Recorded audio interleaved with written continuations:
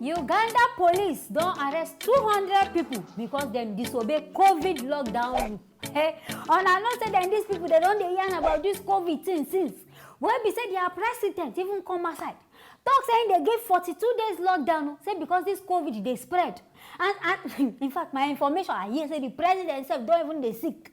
I don't know where himself don't catch the corona because the man self he don't shift go one side before. So I don't know where another sickness. I mean the corona and they affect them.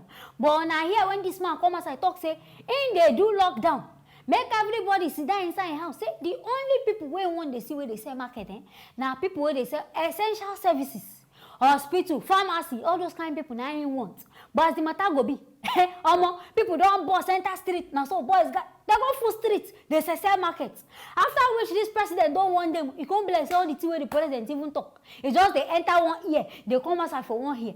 Now so the hey, I can't want the president this Kenya people now know they hear what. Because if now they hear what, now not going to misbehave. President don't tell us, make an accident inside house. Say COVID they plenty. If you won't buy things, at least they don't give on a time. Make an go buy. One thing I can't come outside for. If you say as they turn these police people to cat and thief, If you say as police they dribble, my people are beg, making a reason that I watch.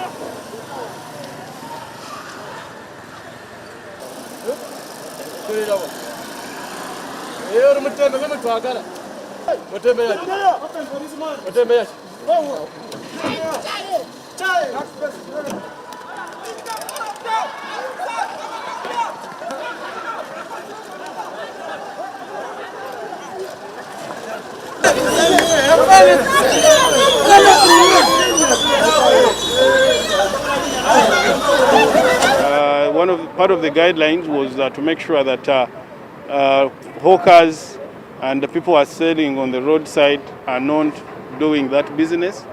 But unfortunately, we found many of them doing that, and over 200 have been arrested and are currently here at City Square, the Constitutional Square, where we shall sort out some people and let them go, and others are to be cautioned for today. The people have been arrested are to be cautioned. This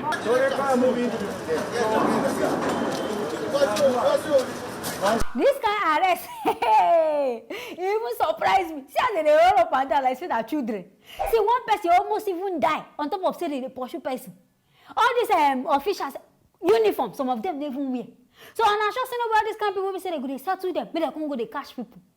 But people say for now they hear what though. But to catch 200 people, I beg, which kind of prison I won't pack them put? Because I sure say the prison self go even full.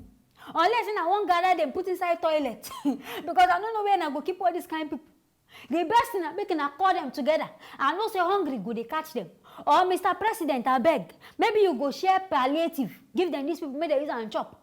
Because now all these kind of things, now they go the reason, you say, how they want to survive. For 42 days, they may stay inside house. How they want to eat, how they want to feed their families. Now make they still come outside, come they hustle small. But at least put time. And if you know say no go put time, give them food, share things for them. Make them know say okay, this is what they do. And don't say all this one way they do it. You they try protect them. You they try put safety in place so that people know gather this catch this corona. But all these police now, all these people where they touch, all they catch. See as police they on a chance they never even catch the corona from here. Because all these kind of people, they don't gather, like all these kind of people, they don't catch. If say one person don't even get the corona, in fact, I shall say, everybody say, go don't gather now. So this whole matter, beg, Mr. President, look for better way to do the thing. Not be about arrest, because if you arrest, tire, now you will still release them, these people. Hungry, their country, people, they they red now. Money no day, so people won't chop. I mean, you find something we're going to do for them for house. If not every day, they're going to share rice and things. You share them for them. Because if now one cup of rice, you don't even feed each one family. So this one where we say you can't drop law, say, maybe they arrest them. I beg go, I know she say this one, they're okay. The best thing I educate them. The coffee, put time. Not say you go see people sit down for house 24/7. People go hungry, people go chop. When they see people mamas, they sit down for ground. Hungry go they catch them. Now make them these people go decide say they won't come outside. So I beg Presido do something about this whole matter. I hear this one. I can't make her bring her rich side, making herself reason her ear. Everything they happen.